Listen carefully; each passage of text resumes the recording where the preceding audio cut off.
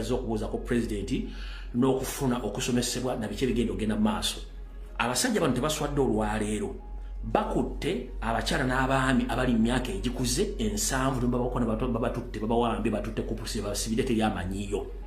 Naye mu kifo ekyo wennyini babadde nga bapulaninga ebbanga lino okujja okuteekamu ebyokulwanyisa. Eyo kamwokya kye kibaddeyo babaddeyo ba elders babadde ensanvu mana plus n'abazingako n'abakwata babatwala ku poliisi. Kyonna kibagala okukola ekamwokya nakyo bakikoliko bapulaninga teekayo ammunitions na buli kimu. Ekyo nakyo mukitegedde. Wabuzibidde olwaleero ng'ekitebe kya national platform Kavuli Makerere nakyo bakizinzeeko basose kujjako masannyalaze kitegeeza kamera zonna babazigyeko tebakkiriza muntu yena ali ku recordinga kintu essaawa zino zamaze okumenya office ya president bateekayo emmundu ebyokulwanyisa na buli kimu kyonna kyebaagala bakiteekeyo then baveeyo bakole fayiro bagambe nti ekitebe kya national platform bakisanzemu ebyokulwanyisa bakole fayiro bakiteeke ku president bamuteekeko omusango gwa treason. Kati to prove Museveni wrong bino bibimu ku bifaananyi ebibaddeyo olwaleero eno statement ekoleddwa olwaleero. Eyo statement ekoleddwa ba elders ababadde bavudde mu mambuka ga Uganda. Bano basirikale nga bali ku kitebe bakiyingiramu by force mbala bulungi nnyo tebakkiriza wa mawulire yenna ku kitebe. Tetunnatuuka ku village mwagala ne mulindeeko loza mbalaba tetunnatuuka ku video mujagala mulindeeko. Kati okuprovinga Museveni wrong na buli kimu kyakola njala sooka kubazaayoko katono era ino statement gyakoze president statement gyakoze olwaleero n'abagamba Museveni thugs are now breaking into my offices after spending hours. Yone mugitegedde njala kuyita mbwangu naye mugitegedde bulungi nnyo. Kati eno ye video gye nakola ng'enaku z'omwezi 4 days back. Eno video gye nakola 4 days back ngamba tegeeza ku security ate bibagenda okukola after parade. Nabagambye nti after parade lwe yaliwo Museveni yatya nnyo ne bayita abantu abajja boogereko ne birema ne basindika General Raiso. General Raiso bwe yazze n'ayogera amafuukule n'alumba president ne muwolesoni yamutuusa obulungi nnyo era naye gyali eyo. Kati kye baakoze najja ne mbagamba nti bagenda kulya abafuutu soja batandika batrack nga babakwate wabula nga poliisi yalina olukwe olumenya poliisi zaayo okwetoola Kampala mukono wa Kiso bagambe nti bafuutu soja be babbye emmundu olw'okuba nti bakoze parade nga bali ready okweyambisa emmundu okuggyako gavumenti n'enzija n'enkikuba. Nekye nayogera kyennyini ne mbagamba nti bagenda ne kujja ne ku kitebe bamenye bateeke mu byokulwanyisa byabwe. Eno video ya nnaku 4 mukawulirize.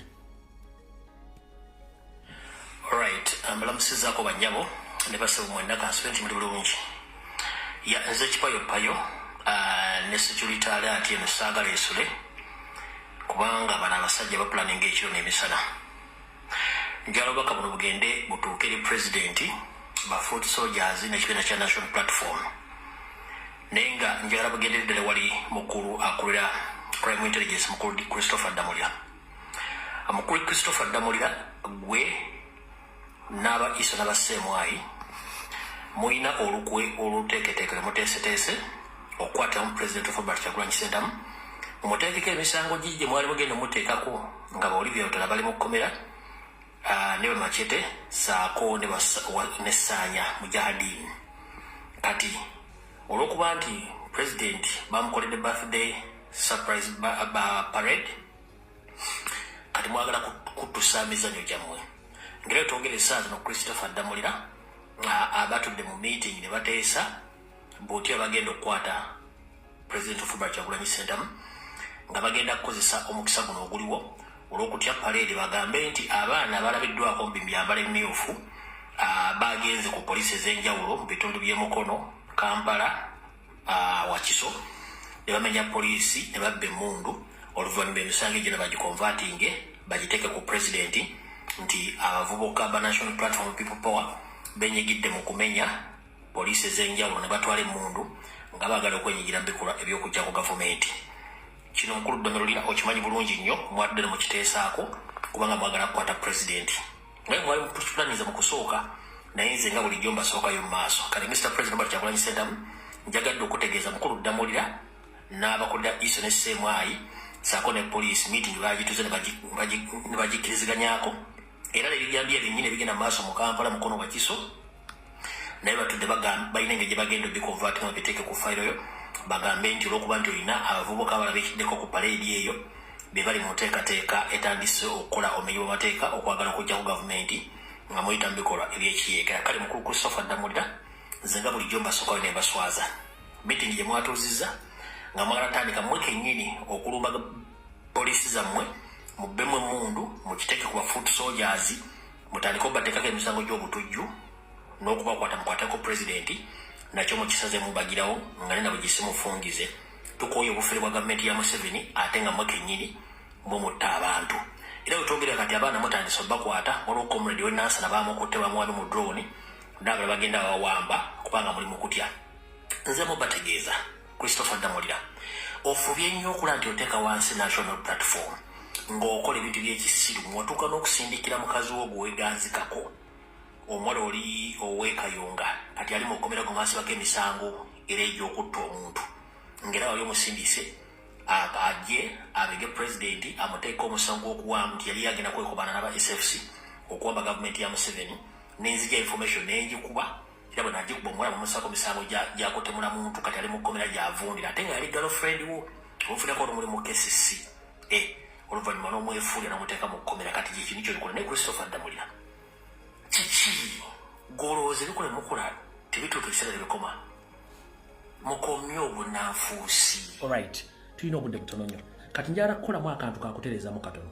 omuwala gwenjokeddeko mu kavidiyo kano ow'ekayunga baamuta omuwala gwenjogeddeko mu kavidiyo eyali ewa Nopu baamuta eyali akola mu KCC era adiringa ne Christopher Damulira baamuta gyali kati ali abutaala bamuwa bbeeru ya bukadde 5 mu military court ne bamuta gyali yaddeyo ekayunga gyali naye agezaako kwezimba adde ayagala kukola advance adde kati nakano kabadde ka leero alright ambalamusizaako bonna bannayuganda ne bakomredi mwenna naddala ffenna bakola emirimu gy'okumutimbagano okulwana enkyukakyuka n'okulwana ekibiina kyaffe kya national platform saako ne president ndi wano bategeeza mwenna nti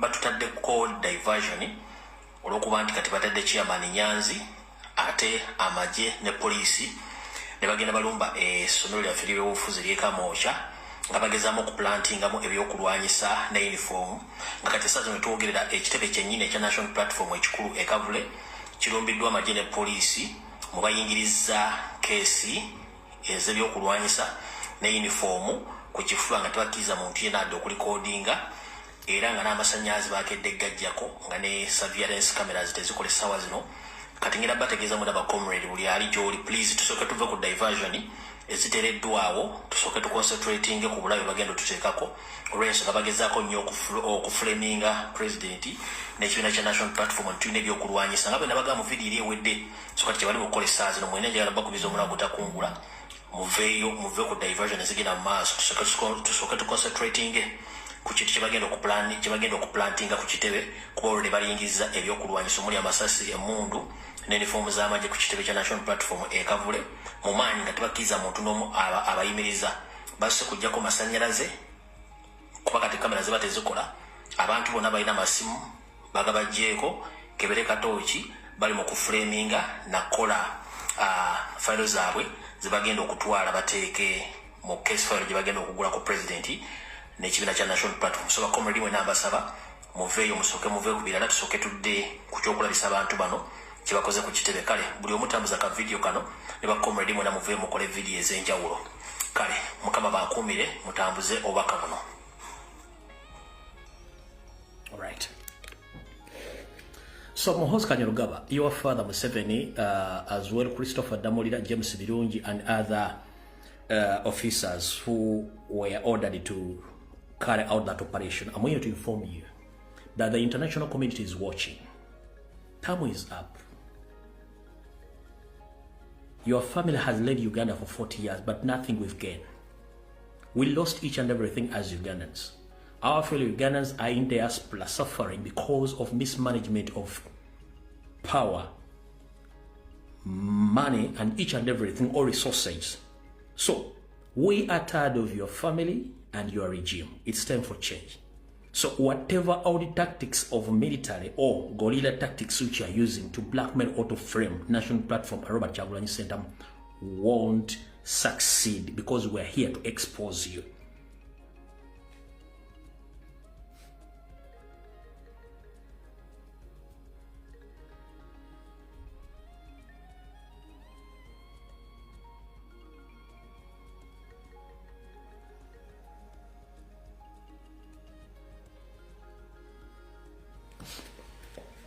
So, these are the people who led the kidnaps and all operations which have occurred since yesterday against National Platform, foot soldiers, and enforcing themselves into the National Platform head offices at Kavule and Kamocha. These are the people who led the operations. All the meetings were held at CMY and Naguru Police Headquarters. And these are the commanders who were instructed by Mohoz and his father. AIGP Frank Tumwebaze, the director of operations. This is the Frank Tumwebaze.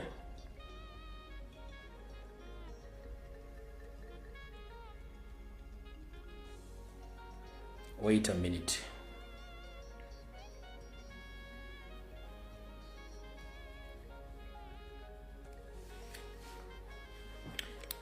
He is the gentleman who led the operation since yesterday. Franco Mwesigwa is the man who led the operations of raiding National Platform and kidnapping innocent Ugandans.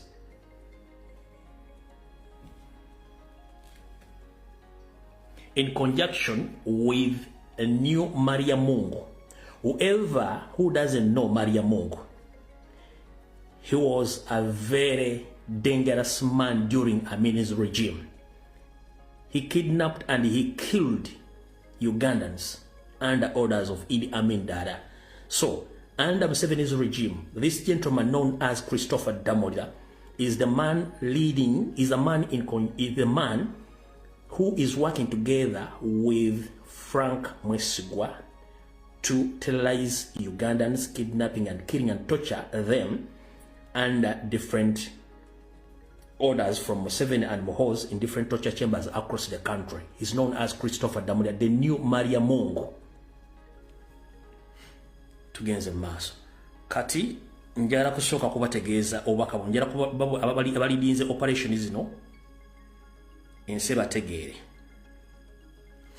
So, operations were led by AIGP Frank Mwesigwa, the director of operations.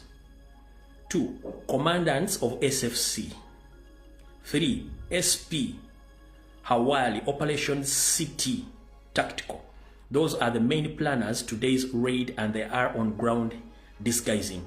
So I wish to inform the international communities and all diplomats in Uganda that Mohozi, the son to Museveni himself and his younger brother George Akandona Hosali Musare, they have been instructing the following people to carry out operations against National Platform and all its supporters, whom we called foot soldiers, including the raiding of National Platform headquarters and President's office, whereby they planted in ammunitions. And very soon, you will hear the police coming out saying that they have searched our headquarters and they found ammunitions whereby they are going to use it against President. So those are the 3 people on orders of the other 3.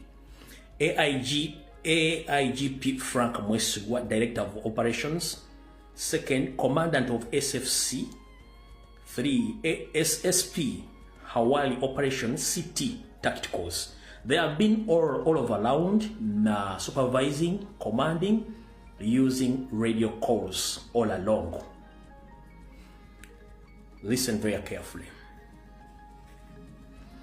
After sending away all our staff members and other people who were at the premises, the military has broken into the National Platform USD offices at Kavule and the Nope School of Leadership at Kamosha at the same time. Since they are not in company with any of our officials, they have chased them, shameless fellows might come out saying that they found guns or other things at the premises, or even plant some things and later claim they have belonged to us.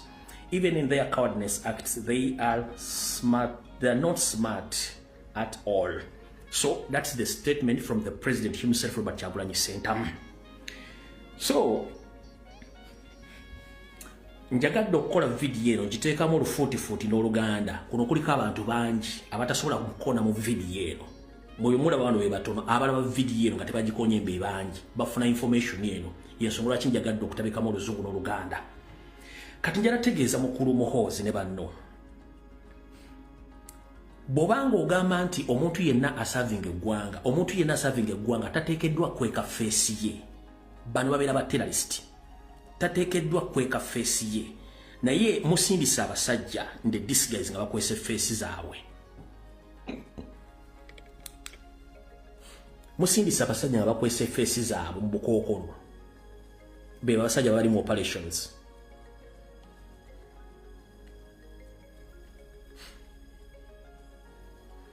abasajja abali mu operations nga bali mu bukookolo teri serving officer nga asavinga ggwanga ali ayinza kweka feesi ye bw'oba talina kigendererwa teri mujaasi aweereza ggwanga ng'asasulwa sereza omusolo asobola okuweka feesi ye to that extent okitegeera bulungi that is wrong so wetwogerera olwaleero nga bwe nabagambye nti bagenda kukola operations okukwata bacomrade baffe muganda waffe Akileo Kivumbi akwatiddwa olwaleero n'atwala mu kifo ekitanategeerekeka muganda waffe Smart wa Bobi naye akwatiddwa n'atwala mu kifo ekitanategeerekeka muganda waffe General Gaddafi naye akwatiddwa n'atwala mu kifo ekitanategeerekeka n'abalala betanategeererako bo baba tutulwaleero naye ndi wano tegeeza bacomrade mwenna mumpulirize bulungi nnyo ekigambo kya state okutandika okukola ebintu bino okwo si kutya kwabwe era si buvunaanyizibwa bwammwe lwaki omuntu bw'obanga gw'olina amaanyi n'olumba omunafu ng'omunafu teerwanyeeko kitegeeza omala biseera okuwamba bannayuganda tekugenda kukoma tekutandise leero tekugenda kukoma mpaka nga tuggyako gavumenti mu ngeri eno neesoboka wabula ndi wano otegeeza Museveni ne banno 1 mutrackinga amasimu g'abacomrade bonna nga mukozesa ebimaba bye mwaleeta kati ndi wano otegeeza comrade yenna muganda njala kutegeeza musobole okufuna essimu endala ng'essimu layini yo ebadde emanyikiddwa publicly kozesa layini empya naye ng'ogitadde mu ssimu endala ekyokubiri kwata essimu yo giteeke mu flight mode oba mu flight mode bw'ogiteeka mu flight mode then giswitching off bw'otagiteeka mu flight mode n'ogiswitchinga off kitegeeza bakyasobola okutrackinga nkiddamu kwata essimu yo giteeke mu flight mode teri asobola kutrackinga era ne wogenda gijjeko ngeri mu flight mode teri asobola kutrackinga simu eyo ompulya bulungi nnyo ekyokubiri munoonye essimu kaadi empya ze musobola okukozesa ezitali ezo kubanga batrackinga muggyeko gipyala locations oba locations ku ssimu zammwe muziggyeko kyekyokubiri ekyokusatu omuntu yenna gwotalina naye appointment tomukubira ssimu ekyokuna currently mu kaseera kano buli omu osobola okukyusaamu location wooli kubanga bali mu panic baagala kukwata buli muntu omu lwaki 1 okusinziira ku meeting ebaddeyo ku makya bagambye nga bwe nabagambye ebigambo bibiri bye nabagambye mu strategic plan yaabwe gye balina kandi basomere strategic plan abatagitegedde muli obulungi nnyo strategic plan yino strategic plan gye bateesezza nga bwe nabasomedde yabadde to disorganized Robert Kyagulanyi Ssentamu ye plan ensooka eyokubiri to arrest all close allies eyokusatu to arrest all people in the party so that they saw that he is isolated. By the time we reach the campaign period, he will be alone. He will be remaining with those untrusted foot soldiers who are easily be bought off. Nebagamba arrest and detain trusted foot soldiers. Ekyokutano bagamba nti arrest party heads like Frederick Nyanzi and the other and put them in communicado. If possible, arrest his wife or one of his children. Disorganize the party structures. So, when the time comes to elections, he will be heartbroken without any support and any trusted people around him. And he will be concentrating in missing people. That means it will be our win at the end. That will be the easiest way of winning Robert Kyagulanyi Ssentamu. Eyabadde strategy plan yabwe nga bweri olwaleero era weekyali. N'olwaleero bagizeemu era ne bagidiscussingako. Kati gye basembye yeeruwa Mr. President isaba mpuliriza bulungi nnyo ssebo n'obuwomeefu muzzukulu wa Gayira Gajuule. Nze muzzukulu w'amazige nze nkusaba Mr. President Robert Kyagulanyi Ssentamu muzzukulu wa Gayira Gajuule Mugulu Musingo ono muzzukulu w'amazige Lumbu yenze nkusaba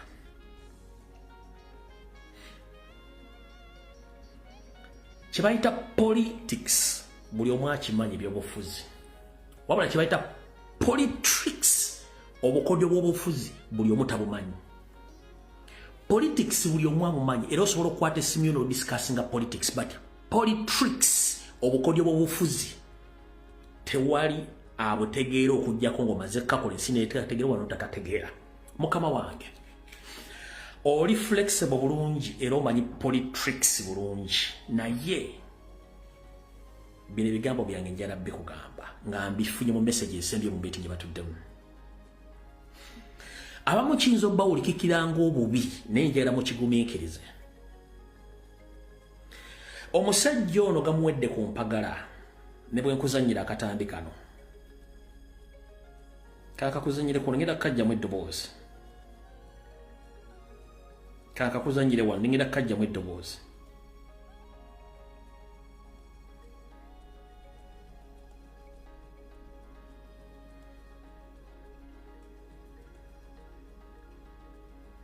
Kokarwa simanyi nakajjeemu. Omusajja ono gamuwedde ku mpagala, mazima gali nti gamuwedde ku mpagala nga omulaba atambula bamukwatako bukwasi. Lord, we're here for one purpose tonight. To bless your name. To give you glory, honor, and praise. Gamuwedde ku mpagala. Ekituufu omulaba nga atambula yeekaza kwekazinga omusazi w'ebyayiga okkubo yitaliiwo. Mu meeting gye basembye bagambye, by all means, if we fail, the last resort is to assassinate Robert Kyagulanyi Ssentamu in any possible way. Mohoz and your uncle Salim Sarepras, your father, you decided today in meeting that you, at least, if everything fails, to disrupt or to disorganize Nope, you have to assassinate Robert Kyagulanyi Ssentamu by all means, because it's the only obstacle you have in your 50-year master plan and to take Eastern Central Africa under your master plan. So, Mr. President ngenda kusaba last resort gye bagenzeeko ye yabo yakutta naye bagambye bati with immediate effect after assassinating you bagenda kulirizinga retired Colonel Kizza Besigye. Ajja kuba afunye sympathy mala nti tewakyali muntu yenna asobola kujja kufuna favor ya asobola okutandikiraawo. That's what they have planned today, and that is their mission. Okuva ku disorganization ejje babadde nayo oba strategy kati bagambye tufube okulaba ng'omwami ono tumutta oluvannyuma tutebeesigye ekintu kidde emikono gyaffe nga bwe kiri. But as well, you must be very careful within your circles. You must be very careful within your circles. Ebyange mbyogera kate ng'omusezi agula essiyani, you must be very careful within your circles. People around you, some of them, they know this information, you work with them, they know what to do, but somehow, somewhere, they're stranded somewhere. But bino mbyogere maybe binza okunyiiza n'obo totabitegeera bali bagambye nti nze information ngiteeka wano neesaasaana. One, lwaki balisootinga okutta Kyagulanyi? Njagala gwe kennyini ng'okozesa omutwe gwo gw'oyita engalabi ombuulire wa opposition ki mu Uganda asobola okuba nga asobola okudda mu bifo bya Robert Kyagulanyi Ssentamu ombuulire. kubino bengendo kugamba wano bagamba nupu ebidde okusere nupu project ya Museveni osobola okulwanyisa project yo ng'otegeera osobola okulwanyisa project yo ng'otegeera mbadde ngamba you create project to get profits so when you create a project ate n'ogirwanyisa kiba kitegeeza tuyagala magoba ekyo ne kibakuba ne bagamba nupu bali babisiyaga era bafuna ssente okuva mu bazungu okupromoting ebisiyaga omusajja mukulu Trump awangudde akalu ebintu bikyuka bibali ebisiyaga bennyini teri muntu yena yazzeemu kunyega buli omu yasize tubasaba accountability basirise era teboogera right now abadde bakulima empindi ku mabega bonna basirise bwe batandise okukwata ba foot soldiers bayise empuuga ne bamugamba waki batutubulya nti abantu bano balina skills mu military mpuuga yabagambye nti abasinga obwana bonna balitani Museveni ate omuntu gwe bayita litani ng'alina emmundu okitegedde kati njagala gombulireyo omuntu omu mu opposition singa Kyagulanyi baavuddewo ani agenda okubeerawo mbulirayo omu taliiwo kubanga bo kibafa nti ono aveewo kati muganda wange ngenda kukusaba n'obuwombeefu beera mwegendereza nnyo nkimanyi oli mwegendereza naye gw'oyita naye yayinza okukulyamu oluka kubanga bataka ki bataka nkwenge awo tuvuddewo nakyo kitegedde kati bannayuganda mwena bali mu US era bali mu America muhoza project eri mu America bayina WhatsApp groups mwe bacoordinatingira information yaabwe bagiyita Patriotic Ridge Uganda eri mu America eno ye gmail yaabwe eri info@mokmovement.usa.com nga yaba North American residents only mu WhatsApp group eno yeri mukola n'okufandinga abasajja abatemu aba ISO n'okubawa information nga bagamba bagala ku tracking aba comrade baffe bonna era bayisiza sente nga bagamba we wanted if you know them just report to General Nareiso kati B General abanoonye n'abaabwe wulira bulungi nnyo mu WhatsApp group eno bagambye nti abavubuka bengenda obbazanyira wanted if you know them just report to General Proscovia Nareiso kati ba General babanoonya kuliko omu enamba ya Uganda n'agamba jobless hopeless full time losers enamba eri +256 772 064013 mugiwandikawo eri +256 772 064013 oyo omu kuliko omulaba muyita Alex Mutaki ali ku simu +1 646 932 8109 e WhatsApp group kati bano bebafandinga sente okuva mu America bano nyi ba foot soldier baagala okukolako bebaluwa baagala kukola ku baana baffe bano abalabikidde mu katambi kano kankabadize bulungi nga banoonya buli mwana ine abadde mu katambi kano bosende ziva mu America okwata buli mwana ine abadde mu katambi kano bakayita mu WhatsApp groups zaabwe abapatriotic kitegeeza nti wonna mu diaspora ba NRM bebali mu kufandinga era nga bawa intelligence okuva mu bantu batelimu nga baagala abaana bano bonna bakwatibwe bonna bawabirwe ewa Proscovia Nareiso kati ke katambi kano kati group eyo gye muwulidde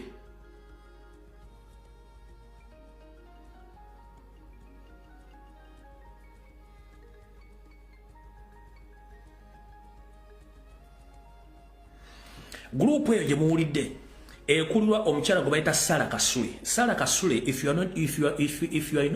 are in USA right now be very careful nomulaba muyita Andrew Kamali beba group leaders beba admins abakulira ekintu kino n'okusindika sente n'okuwa intelligence Sara Kasule ng'oli mu America ne Andrew Kamali be bali mu kukulira group zino zone za diaspora okutrackinga abaana nga information bagijja ku ground. Mugitegedde bulungi nnyo group yeeno.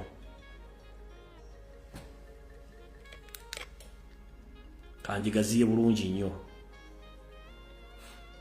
Mugira bulungi nnyo group ye yaawo.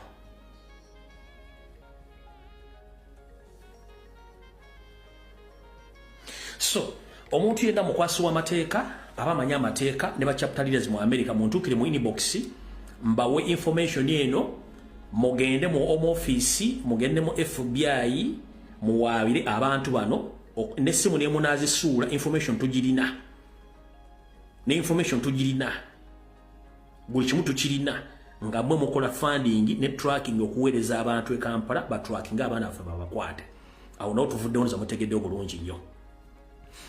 Kati omanyi ayogera mu abagamaga muliye kya planning e Kawempe good enough nti timu yaffe eya electoral commission babatadde be bataddeko ne eno message bajje nayo video badde mpanvu nakitadde ku Facebook ne ku YouTube ne bana abakyala bavudde bine bavudde nabyo muki nenga nayi bagamba recently bine bavudde nabyo mu komera gye badde batadde sinze nnyo kukaluka tugenda mwaka by election what are our techniques what have we planned bagenda kukola embeera yonna era tugamba abantu bonna bagenda mu kawulire especially abavubuka tugenda kukwata abantu bangi bagala kuteekawo abantu buli omu asobola okutyaza naye nga kakaluke tugenda mu Kawempe that by election tegenda kubeera normal by election tugenda kubeera lutalo. what are our techniques anagenda okufandinga sente tuzijjawa zigenda okwesa mu kalulwako ye lwaki twawa omwami oyo kanso nga efulakbeya lwaki tetwawa nserokopani. Alright, message yevuddeyo kati bwe tuva awaawo eno ye session ebaddeyo enaggulu wenkoledde video ku makya nenzija ne ŋŋamba nti bakomredi mwena musaasaane eno meeting ebaddeyo nga bata drone zonna enaggulu ku headquarters sisobodde funa recorded footage nfunye bifaananyi still photo eno etiimu yonna evudde enaggulu eya flying squad ne jaati etambudde mu Kampala mukono wa Kisonga egenda ekwata abaana bebo wenzijidde okukola video ekindese kipayopayo nga amaze ofuna confirmation okuba mu sources nga amaze okukola ki okubasimbula abajaati naba SFC bebifaananyi ekyovula nti nze mangu okukola video eya security alert nga amaze ofuna information nga amaze okubasimbula abasirikale bonna bavudde ku Ssemwayi Mbuya ne bava ekireka ne bava ku headquarters ku police ne bava ne Makindi okola operations ezo mwe mulira abantu badda mulira kati mumpulize bulungi nnyo. One, akazimbe ke nabalaze ke bayita Aga House akali ku Mawanda Road e Kamocha nga waggulu waako waliyo abantu abakolerayo wali kuliko ne clinic nabanyonyodde clinic ebintu byekola wabula ku ground floor bili waze tuita basement eyo tocha chamber ate detention center era transfer center transferring abana babakutte abana bakwate kati naku zino babatwala emitiyana mu tocha chambers ziri emitiyana neziri mu bitundu ebyemasaka n'okwetola ebitundu ebyo tebakyala basibira nnyo mu Kampala naye provided omwogezi wa poliisi n'ekibinja kyabwe kitule naggulu bagambye nti balina enteekateeka ekwata abaana bano mu operation bonna basinga obungi bagenda basibira Rwanda. Luko owesigire ne gurupu ya mwenna okuli Christopher Damulya Franka Mwesigwa Muhoozi Kanyerugaba ne Museveni plus Ali Musale. During the 2000 elections, you did the same things. Some of Ugandans were detained in Rwanda prisons and they are still there. Others, they were killed and buried in mass graves in different parts of Uganda. But we have key witnesses who survived, who can come and allocate where you buried our comrades in mass graves.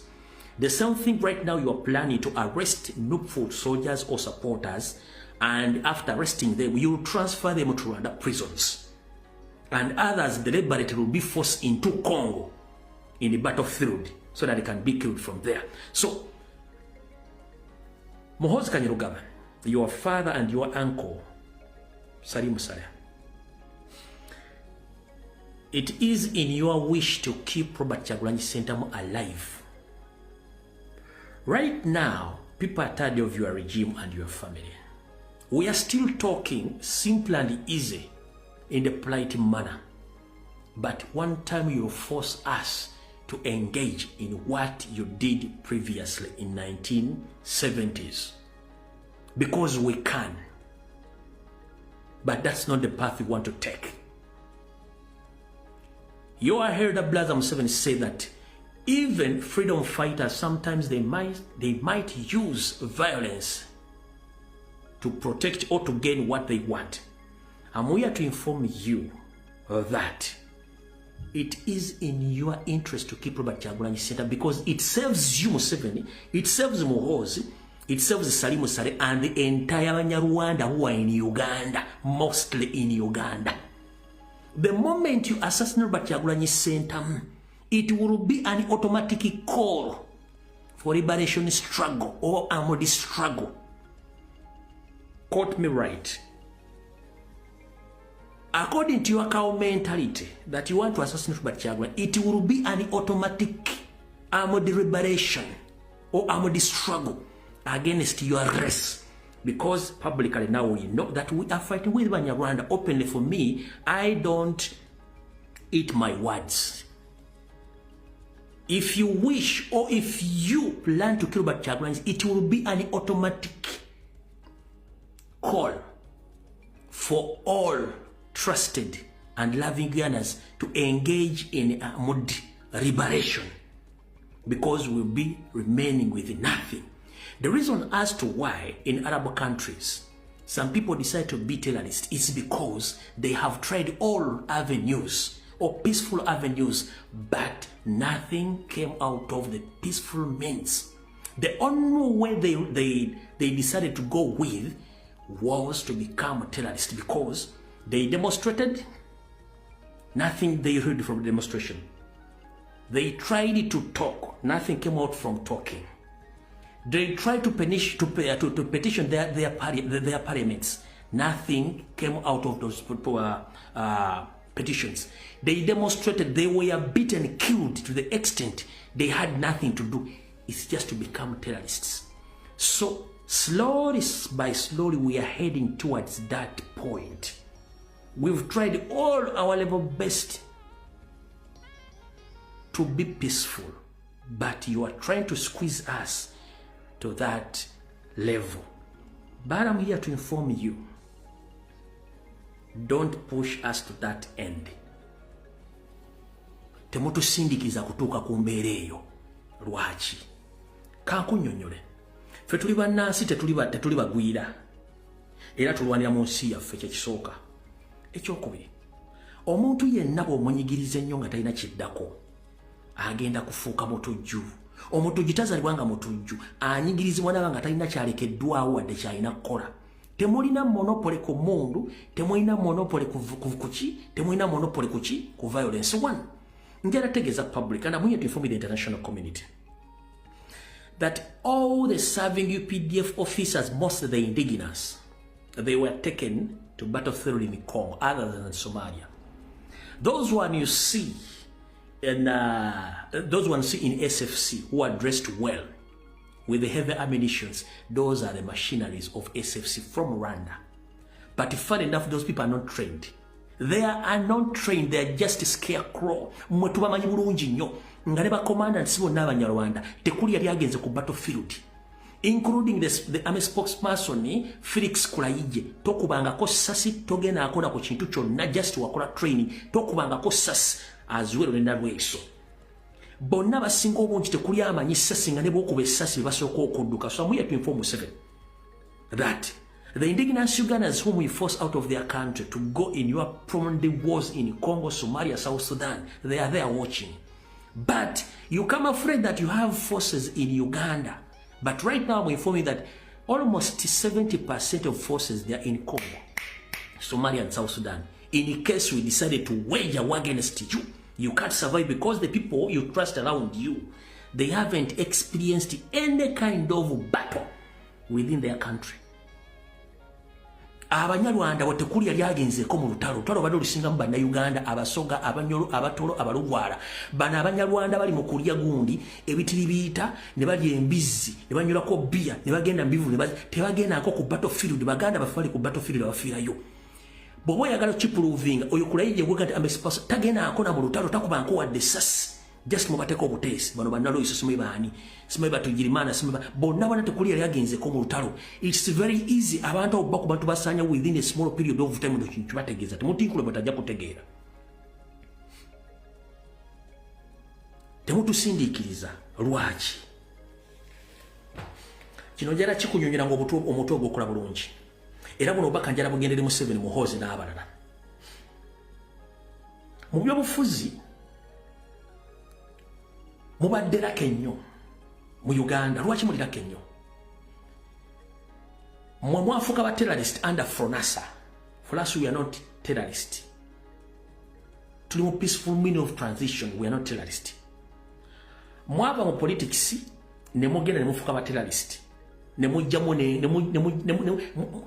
mwajjamu uniform ne mugenda mu ngoye za bulijjo ne mufuuka ba terrorist feke tutalina fe tubayambika ekigambo kimu nti tubadde mu politics owaddala whereby it was very easy to identify the new supporters nga bataddeko red nga bwentaddeko mutusindikiriza mukwata abaana baffe nga mbagamba nti bambala ebyambalo by'amagye ebimyufu ebimambalo by'amagye ebimyufu bya national platforms tebiri registered under UPDF n'enkofiira zaffe teziri registered under UPDF kati bwemba mutusindikizo tujja mu ngoye ze mutulabiramu nga it's very easy to identify to mwagizi wa NOP singa tunajjamu engoye ezo can you identify the supporters of a national platform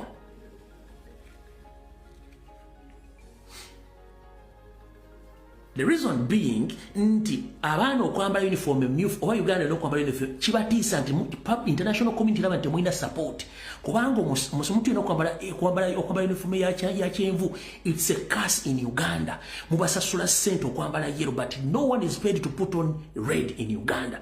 So the reason as to why they are arresting us because when we put on the red attires which shows the support of the national platform and people power, it exposes Museveni's yellow color because no one is able to put on that yellow color. So we are still putting on red as a peaceful mean, but you are forcing us into something different. What if we remove the red color? Will it be easier for you to identify us?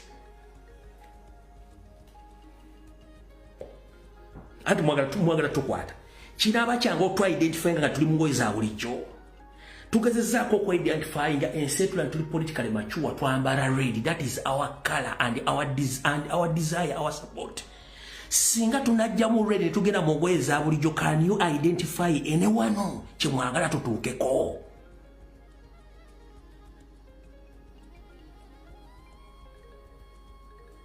tuzijjemu kyemwagala nga tusigadde mule buli kimu tukikolera muleya kyemwagala omuntu akulaza ayina nkofiira myufu ayina engoye myufu omwidenti wa national unity platform si musirikale si terrorist si ki wabula omukwata omujja mu ngoye ezo nti engoye embi singa anaazijjamu osobola okumuidentifyinga can you kyemweyitiramu n'akisobola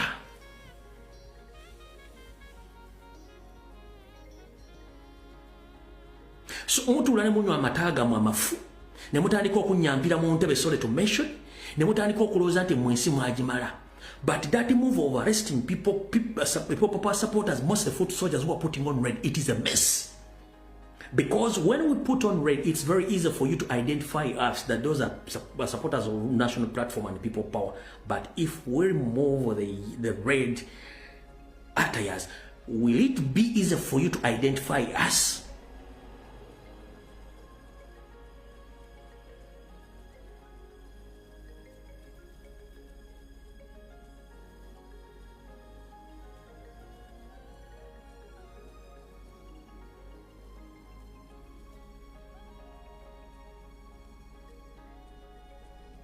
James Birungi, Emi Katabazi, Museveni, Muhoozi, Genocide Musale, stop your cow mentality nonsense. we've tried to keep peace by identifying ourselves, putting on red as a choice to support a national platform. But you arresting people who are putting on red, the foot soldiers, that is a sign of cowardness and backwardness. What if we remove those red attires over the t-shirt? Will it be easier for you to identify us? If it goes from was to waswa, nchidam. If you force us to remove those red attires, will it be easier for you to identify us? If the was goes to waswa,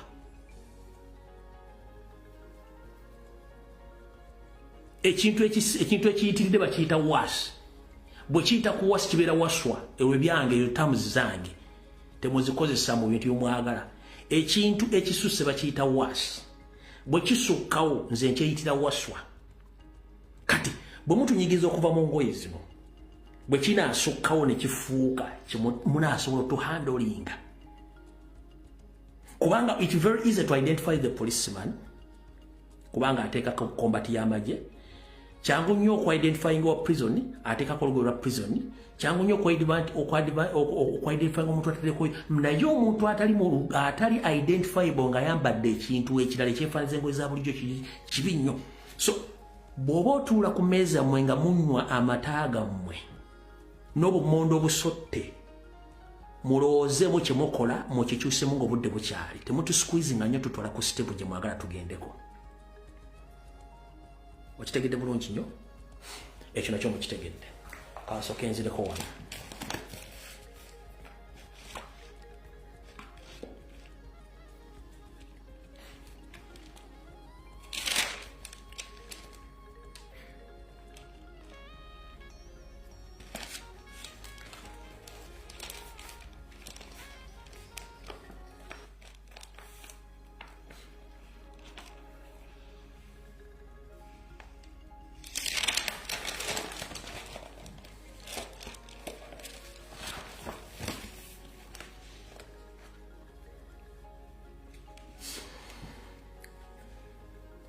Era mu meeting yemu bagambye bwe bati nga bagambye nti bagenda kukwata abaana bonna.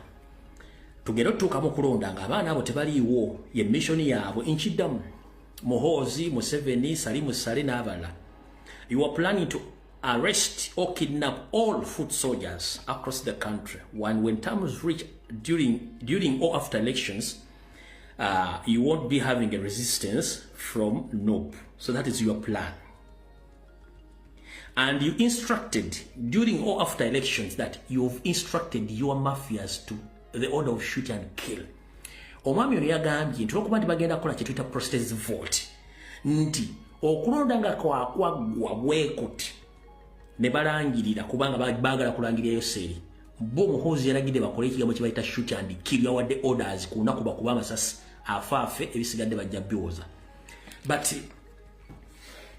Muhoozi, at your age, around 52, you were general and CDF. You think that if the previous leader issued some order, issued the same statement like you are doing right now, you think you would have been there?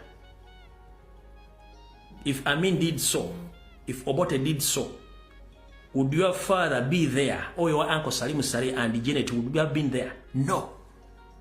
Use your head before it's too late. You ordering shoot and kill. You.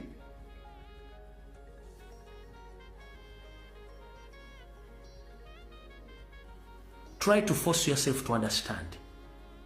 I know you don't understand 24/7, but try to force yourself to understand. Singa Amin oba Obote bawe ebiragiro by'okuba n'okutta abantu bonna bali bawakanya publicly, stepmother wo Janet yandibaddewo, Museveni yandibaddewo, oba ko taata wo yandibaddewo, Salimu Sale yandibaddewo, oba abantu bandibaddewo. No. wadde totegeera kozesa omutwe gwo osobole okwekako okutegeera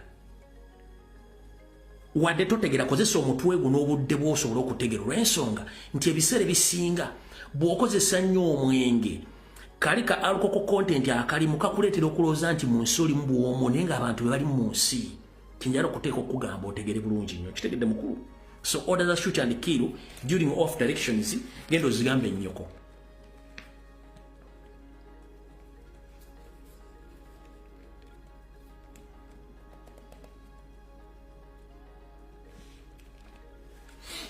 alright mwenna abaliranye kanso nalukoola mumutegeeze nti waliwo enteekateeka emukwamba baagala kuwamba kanso nalukoola kubanga abagambye akalulu kano bakeetaaga by all means so kanso nalukoola wonna wooli please be very careful mu ntambulayo mu ndyayo n'abantu b'otambula nabo bapulaninga okuwamba essaawa yonna mu ngeri bo kye baagala okukola so kanso nalukoola wonna wooli please weebereremu mu ngeri yonna esoboka olw'ensonga nti abasajja bano bali mu kutya yengeri gye bagenda okukola ki okukola bwe bintu ebyo so katika tudde wano mu kitabo kanso kenzire wano nsaba okuluma kutukwasa basajja kabaka n'okuluma ku bakuumi bonna abaliwo mwegendereze nnyo mu mbeera y'akazigizigi n'eyokukyusa amawulire essaazi n'eriwo waliwo olukwe olumalawo ssaabasajja kabaka obudde bwonna era ndi wano tegeeza wasaanya Kaloli Charles Peter Mayiga n'abaganda mwenna mwebereremu lwaki mumpulirize bulungi nnyo mumpulirize bulungi nnyo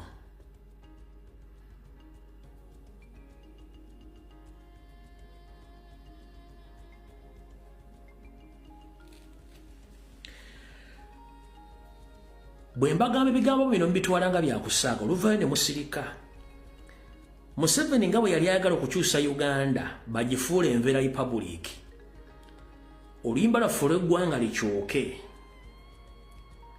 ne wasaanya Kaloli Charles Peter Mayiga Ssalonga Mulengejja bw'ate wayagala okutta mukama we Ssaabasajja Kabaka ye afutubbale ku Buganda emyaka gye nabagamba naye waliwo kye mbadde temumanyi ekyekusifu Abaganda mwenna mbadde mukimanyi nti ekitiibwa kya Buganda kyakyusibwa dda era version empya